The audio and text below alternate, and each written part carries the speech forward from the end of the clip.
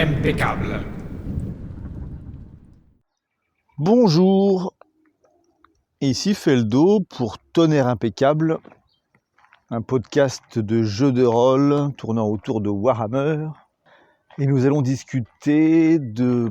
peut-être, je sais pas, je viens de penser à un sujet. Juste en échauffant un peu ma voix, là, j'ai pensé à tout ce qui est exercice d'une manière générale, exercice physique ou autre.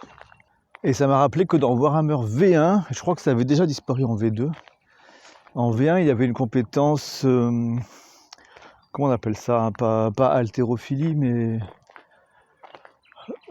c'est peut-être pas non plus culturisme, ça fait un peu trop moderne. Peut-être simplement musculation, je sais plus. C'était une compétence qui permettait d'avoir un bonus de plus 1 en force. Bon, à l'époque, la force, c'était pas en pourcentage, hein, c'était un peu l'équivalent qu'on a depuis en bonus de force, mais c'était que ça. Et on pouvait avoir plus 1 en force, ce qui était quand même beaucoup, au prix d'un exercice d'un entraînement régulier. Le PJ était supposé consacrer un peu de temps tous les jours à des exercices physiques et pouvoir manger abondamment, avoir un régime protéiné bien riche, quoi. C'était une compétence que l'on pouvait obtenir en début de jeu avec des carrières du type artistique, un peu comme ces gens de cirque itinérants, enfin itinérants ou pas, mais je veux dire ces personnages un peu clichés de l'homme fort. Je sais plus comment s'appelait la carrière. Enfin, il y avait la carrière de battleur qui regroupait tout un tas d'arts de rue, etc. Donc peut-être que ça c'était là-dedans, je sais plus. Il y avait des sous-catégories, on pouvait être jongleur, montreur d'ours, etc. Et dedans il y avait peut-être donc du coup l'haltérophile. Faudra que je revérifie les noms, ça peut être rigolo, mais l'idée c'était ça. Et donc c'était un des rares moyens, peut-être même le seul, d'obtenir cette compétence. Enfin, peut-être qu'à l'époque ça s'appelait déjà un talent, je sais plus si le concept de talent était déjà en V1 ou s'il est apparu en V2. Mais... en tout cas l'idée est bien là. C'était quelque chose qu'on débloquait une fois et puis voilà, il fallait que le PJ s'astreigne à cette discipline quotidienne, sans quoi les règles précisaient qu'au bout d'un certain temps le bonus disparaissait et puis bon, et on pouvait le récupérer quand même. Mais... forcément pendant une période où on traverse un désert, ça peut être compliqué de garder ce point de bonus. Mais l'idée était marrante et ça peut être tout à fait une compétence ou un talent qu'on peut récupérer en V4, hein. Moi ça me semble fort acceptable. Alors peut-être qu'un bonus de plus 10, ça, c'est un peu beaucoup, ou ça peut être fait par degré. Peut-être un bonus de plus 5 avec un certain niveau d'entraînement et de régime alimentaire léger, facile d'accès, genre une heure d'entraînement par jour et un régime alimentaire 20% plus complexe que la base. Et puis si on veut avoir le plus 10%, là il faut 2 heures d'entraînement par jour et un régime alimentaire à plus 50% de complexité, coût, etc. Bon, ça peut être une usine à gaz, hein, ce que je dis là, parce que je dirais des bonus qui peuvent fluctuer de plus 0 à plus 10 en passant par plus 5, ça peut être super relou pour un avantage au niveau de l'histoire qui est un peu limité. Mais sur une équipe qui, en dehors de ça, n'a pas trop de choses complexes à gérer, peut-être que ça peut s'envisager, ça peut être rigolo. D'ailleurs, j'ai même vu récemment un peu la nouvelle série Snowpiercer, qui m'a pas trop convaincu pour l'instant, mais c'est marrant parce que je sais plus si c'était le cas dans la BD, dans le film, mais dans la série, les gens pauvres à l'arrière du train se cotisent entre guillemets, en tout cas ils gardent tous 5% de leur ration pour nourrir des rats qui vont ensuite manger, et 5% de leur ration qui donnent à leur homme fort, qui est supposé leur servir de brute lors de leur révolte, ce qui s'avère être plutôt payant. Les résultats sont pas ouf, mais en tout cas la brute réussit à justifier son régime alimentaire en tout cas. Donc au sein d'une équipe, ça peut être intéressant d'avoir cette même mécanique des PJ qui se rationnent. S'ils ne sont pas encore riches, entre guillemets, ils peuvent se rationner et garder un peu plus de nourriture pour la personne qui gère cet entraînement. Ça serait en tout cas plus intéressant que les talents qu'on a pour l'instant, qui rajoutent plus 5 dans un attribut, mais sans autre forme de procès. Donc on a par exemple, je ne sais plus trop les noms, mais plus 5 en sociabilité, plus 5 en intelligence. C'est pas super intéressant, quoi. C'est quand même plus rigolo si en contrepartie il y a une certaine hygiène de vie à avoir, qui peut avoir un impact sur le roleplay du personnage, quoi. C'est ça qui est cool. Bon, je suggère pas forcément de modifier les talents que j'ai évoqués pour refléter ce genre de choses, mais ça pourrait être une piste. Et en tout cas, si on intègre un bonus de force lié à la musculation, c'est clair que ça doit se refléter dans le quotidien du personnage. De la même façon, un talent un peu proche du bouddhisme zen, ou en tout cas une pratique de méditation quotidienne, pourrait très bien accorder un bonus de force mentale, qui serait facile à garder. Enfin, je veux dire, le personnage aurait besoin de méditer 1 ou 2 fois par jour, des petites sessions, pas forcément pendant des heures. Et s'il ne le fait pas pendant 1 jour ou 2, bon, bah, le bonus n'est pas perdu immédiatement. Ça, il va disparaître que si vraiment l'habitude n'est pas respectée pendant X jours d'affilée. Et là, ça peut sauter. Mais c'est clairement tout ce qui va modifier de manière récurrente et aléatoire le profil de stats. C'est un peu chiant à gérer. Donc, il faut quand même être un peu souple là-dessus. Mais en tout cas, ça permet au personnage d'avoir un mode de vie à part. Bon, ça peut donner des personnages assez énervants, hein, le perso qui gagne des stats parce qu'il médite. Si on combine un PJ qui peut déjà être de base, se sentir supérieur à un joueur ou une joueuse qui déjà joue ses persos peut-être de manière un peu hautaine, ça peut vite donner une drôle d'ambiance, mais non, mais là bien sûr je caricature, c'est pas du tout une norme ou une règle, mais c'est vrai que j'ai déjà vu des cas de gens qui jouent les personnages supposés sages de manière assez exaspérante, quoi. Dans l'absolu, tous les attributs en fait pourraient peut-être avoir cette petite augmentation de plus 5 contre un exercice quotidien, voire de plus 10 contre des gros sacrifices. Même le CC ou le CT en fait. Bon, sans parler de la modification proposée par Andy Lau, que je trouve pas idiote, parce que c'est vrai que CC et CT, ça devrait peut-être plus être des compétences que les attributs de base. Ça devrait être des compétences basées sur l'agilité ou des choses comme ça. Mais bon, si on part du principe qu'on reste sur les règles à peu près basiques là-dessus, le fait que le CT augmente doucement de carrière en carrière, bon ben, c'est reflété par l'expérience qui monte, le fait qu'on tire de plus en plus, d'accord, très bien. Mais il y aura quand même, ça me paraît assez logique qu'il y ait une différence entre quelqu'un qui s'exerce vraiment tous les jours un peu à tirer avec je ne sais quelle arme, plutôt que quelqu'un qui va s'améliorer en utilisant son arme plusieurs fois par semaine, mais de manière un peu irrégulière. Donc là encore, on pourrait dire que si un personnage prend entre 1 et 2 heures par jour à lancer des couteaux contre un tronc d'arbre à 10 mètres ou ce genre de choses, on peut lui accorder un bonus supplémentaire de plus 5. Bon, là je parle de choses qui peuvent déséquilibrer, c'est vraiment à jauger suivant l'équipe, suivant ses besoins.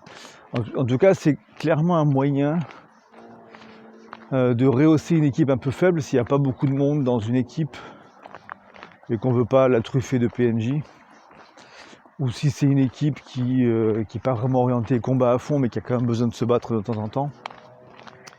Donner la possibilité de rencontrer des maîtres qui qui enseigne ce type de routine peut permettre de gagner des bonus qui ne sont pas forcément dans la carrière de base, quoi. Puisque ce genre de compétences ou de talent, disons talent, c'est plus un talent, quoi. Ce genre de talent, on pourrait clairement les mettre hors carrière, hors classe, et soumettre leur apprentissage à un mentorat auprès de quelqu'un qui pratique ça depuis des années et qui sait bien le transmettre. Et alors bien sûr, comme ça prend quand même du temps chaque jour, il faudrait que ça soit limité à une seule routine par jour et éventuellement 2, mais pas plus, quoi. Enfin, sauf si les gens sont statiques, s'ils voyagent jamais, ils peuvent même en avoir 3 ou 4 s'ils voulaient, mais partant du principe que l'équipe de PJ va souvent être sur la route, bon, dans ce cas-là, ouais, une routine c'est déjà très bien, et 2, s'il y a des bonnes raisons pour ça, ça peut être le maximum. Et là du coup c'est intéressant parce que si on part du principe que c'est une routine maxi, ça laisse la possibilité d'avoir un choix qui transcende les classes et les races, etc. Et de se dire, bon voilà, mon personnage, je l'ai tiré, c'est un humain, un nain, halfling, très bien, donc il est plutôt bon là-dedans de base. J'ai tiré ou choisi cette carrière, donc il peut s'entraîner là-dessus, mais pas là-dessus. Sauf que moi j'ai envie de le personnaliser et de dire que, ok, même si c'est plutôt un roublard ou même un lettré, j'estime qu'il a quand même un peu le culte de son corps et que pour lui c'est quelque chose d'aussi important que l'esprit, gna gna gna. Et il va faire de la muscu et il va avoir son petit bonus en force, quoi. Ça me paraît tout à fait cohérent et ça permet de faire des personnages un peu plus riches, moins archétypiques, et de varier les plaisirs, quoi. Alors par fair play entre les différents personnages, c'est mieux si du coup ces enseignants, ces maîtres qui permettent d'avoir ce genre de choses sont faciles d'accès, plutôt vers le début de la campagne. Bon, ça c'est à voir, ça peut être aussi des récompenses après une série de scénarios, mais en tout cas ça serait dommage qu'un PJ puisse profiter pendant longtemps de ce bonus avant que d'autres y aient accès. Il peut y avoir un décalage, hein. Ça peut arriver d'abord chez quelqu'un qui a une carrière qui s'y prête très bien, hein. Je reprends l'exemple de la musculation. C'est sûr que par exemple pour un gladiateur, ça pourrait faire sens d'avoir ça dans la carrière assez vite. Ou encore une fois pour les artistes de rue qui accomplissent des actions basées sur la force, quoi. Et pour ce qui est de la méditation qui augmente le FM, naturellement c'est facile d'imaginer des carrières intellectuelles qui vont avoir recours à ça. Mais là encore, c'est dans pas mal de traditions, la méditation accompagne les arts martiaux, etc. Donc on peut très bien imaginer des guerriers qui développent ça aussi. Après, ils n'en auront pas forcément envie si on se contente de garder la FM pour la résistance magique ou d'autres choses très, très spécifiques. Ça aura plus un intérêt si on utilise parfois la force mentale pour des jets qui sont demandés, si on a des situations qui s'y prêtent bien, mais qui sont pas les situations les plus typiques pour ça. Moi, c'est un attribut que j'aime bien, la force mentale. Et même si c'est un de ceux qui sont le moins appelés quand même, ça m'arrive de m'en servir en conjonction peut-être avec l'endurance ou ce genre de choses pour gérer des résistances à des douleurs ou à des longs efforts, résistance à des drogues, etc. Enfin, il y a plein d'alternatives possibles. Plus les stats seront équilibrés dans le rappel et que faut que tout soit utilisé dans l'idéal pour que les PJ se sentent concernés par ce qui peut augmenter tel ou tel stat, quoi. Sinon, c'est sûr que si on n'y fait pas trop gaffe, il est clair que le CC, CT, force endurance vont prendre très largement le pas sur le reste pour beaucoup de carrières. Et l'intelligence FM pour les magiciens, puis basta, quoi. Bon, là, il a quand même maintenant que la prêtrise fait beaucoup appel à la sociabilité. La sociabilité a toujours été utile quand même, hein. On est dans du jeu de rôle, donc on fait beaucoup au blabla, mais tôt ou tard, parfois, un jet de soc permettait de débloquer une situation. Le fait que ça serve aussi en plus pour la prêtrise, C'est un choix un peu bizarre, je ne suis pas super fan de ça. Mais bon, ça contribue à donner un intérêt à cette stat, pourquoi pas. Alors quelle est la routine quotidienne qui pourrait améliorer la sociabilité? On pourrait penser à des exercices genre diction et tout, mais c'est pas tellement dans le fait de s'exprimer d'une manière parfaite. Enfin, c'est pas ça qui marque tellement nos rapports aux gens, quoi. S'entraîner à la sociabilité, c'est prendre du temps pour discuter et d'échanger avec des gens, quoi. Donc finalement, la routine, ce serait le campement au coin du feu le soir après avoir beaucoup marché, pendant lequel on va chanter, raconter des histoires, écouter les autres chanter et raconter des histoires, etc., etc. Mais ça, du coup, comme c'est un peu ce que beaucoup de personnages font par défaut, si on commence à dire que ça donne plus 5 ou plus 10 en soc, ça veut dire que tout le monde a un peu ça, quoi. Mais pourquoi pas, ça peut être la routine gratuite accessible à tout le monde. Si on part du principe que c'est une espèce de mécanique supplémentaire de personnalisation des profils au-delà de la race et de la classe, à ce moment-là, oui, on pourrait dire que ok, tout le monde par défaut à plus 5 en soc si à condition que les personnages fassent cette sociabilisation au coin du feu le soir, hein. Si un personnage est décrit comme quelqu'un de taciturne qui passe ses soirées à faire du bilboquet à l'écart du camp, à ce moment-là, il n'y aura pas ce bonus. Mais en tout cas, il lui est accessible dans l'absolu. Et si c'est un taciturne, on peut lui offrir, s'il fait une croix là-dessus, on peut lui offrir une routine qu'il aurait appris par rapport à son background d'un autre maître auparavant, quoi. En piochant pas forcément dans les trucs les plus bourrins, enfin, peut-être que force et CC serait à éviter, enfin, les trucs de combat un peu de base. Par contre, agilité, sans dire que c'est une compétence, une carac inutile, loin de là, elle est moins critique. Donc je dirais que si on n'est pas sur de la SOC, dans un rituel initial, dans ce cas-là, une méditation pour du FM ou des exercices type jonglage ou je ne sais pas quoi pour l'agilité, ça peut être des bons choix secondaires. Donc voilà, en proposant ces choix un peu au début, ça permet déjà de booster les persos à moindre frais. Et petit à petit, on va augmenter le panel de possibilités qui va s'offrir à eux, quoi. Bien sûr, les équipes n'auront pas vocation à débloquer toutes les routines qui correspondent à toutes les caracs, hein, c'est pas forcément nécessaire. Mais en tout cas, si dans une équipe, un personnage acquiert un de ses talents, il pourrait le transmettre à d'autres, quoi. C'est-à-dire que n'importe qui dans l'équipe pourrait apprendre ce talent à son tour, quelle que soit sa carrière, en apprenant auprès de son camarade, mais peut-être à un coût plus élevé, quoi. Ça pourrait coûter 150 XP, ou voire 200 XP, sauf si on est dans une carrière qui est complètement logique par rapport à cette routine. Auquel cas, on serait sur du 100 XP et basta, quoi. Alors, est-ce que c'est du talent qui serait sur plusieurs niveaux? Est-ce que c'est un talent qui s'arrête après un achat et qui bloque à plus 5?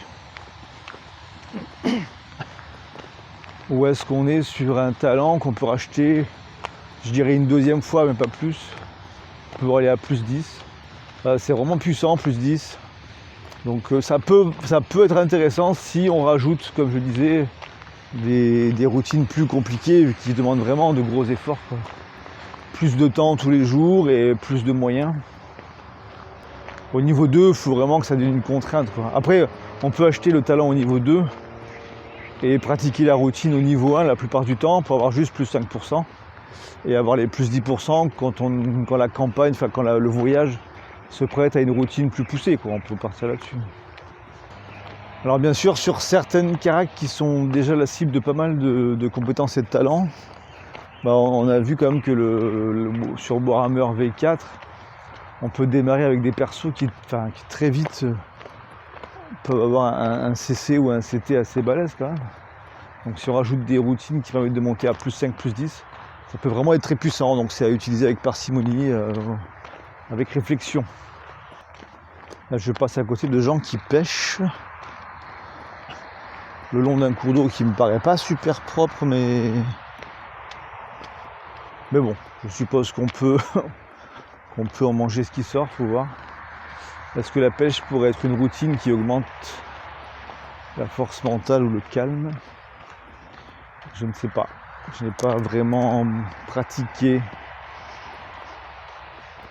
On pourrait même imaginer des routines qui améliorent d'autres aspects de la fiche de personnage. Encore une fois, il faut limiter les PJ à une seule routine ou grand maximum 2. Disons une routine pratiquée au niveau 2 ou 2 routines pratiquées au niveau 1, voilà, maximum. Mais donc du coup, il pourrait y avoir une routine qui améliore la chance. Ah, ça pourrait passer par des rituels ou des prières à Ranald ou je sais pas quoi. Et ça quel que soit le nombre de points de destin qu'on a, enfin en tout cas ça rajoute plus un point de chance par jour, quoi. Si on a un point de destin, au lieu d'avoir un point de chance, on en a 2. Ou alors ça pourrait améliorer, rajouter un effet possible à l'utilisation d'un point de chance. Un peu comme les compétences et tout, chat de gouttière, ce genre de choses. On pourrait. Enfin, je sais plus si c'est chat de gouttière qui inverse les dés. Enfin, j'ai plus trop en tête tous les effets de différents points, mais en tout cas, voilà, certaines routines pourraient permettre soit d'avoir un point en plus, soit d'avoir un effet en plus sur l'utilisation de chaque point. Il pourrait y avoir un talent, une routine qui rajoute un point de blessure au niveau 1 et 2 points de blessure au niveau 2. Alors après, il y a des cumuls possibles, hein. Si quelqu'un a déjà le talent dur à cuire sur plusieurs niveaux, ça peut donner quelqu'un qui a un paquet de points de blessure, mais après tout, pourquoi pas, ça peut être gérable, ou si on estime que c'est trop puissant, on peut expliquer que certaines routines n'ont pas d'effet si on a déjà tel ou tel talent, c'est possible aussi. Et pourquoi pas imaginer même une routine qui donne un peu plus d'XP à la fin de chaque session, ça pourrait être un peu rigolo. Le nombre devrait être très limité pour pas que ça déséquilibre. Si au bout d'une campagne, un personnage a eu 300 XP de plus que les potes, ça va pas le faire, mais si c'est vraiment par tout petits incréments ou un léger pourcentage de ce qui a été gagné, ça peut être rigolo. Voilà, je pense que je vais m'arrêter là pour les exercices quotidiens que pourraient pratiquer nos PJ. Et je vous dis à une prochaine fois. Oh, je vois, qu'est-ce que c'est? Un animal. Écoutez, je vais le laisser filer sans exercer ma routine de chasse. Qu'il s'en aille, j'ai pas mon arc sur moi. À une prochaine fois, tchuss.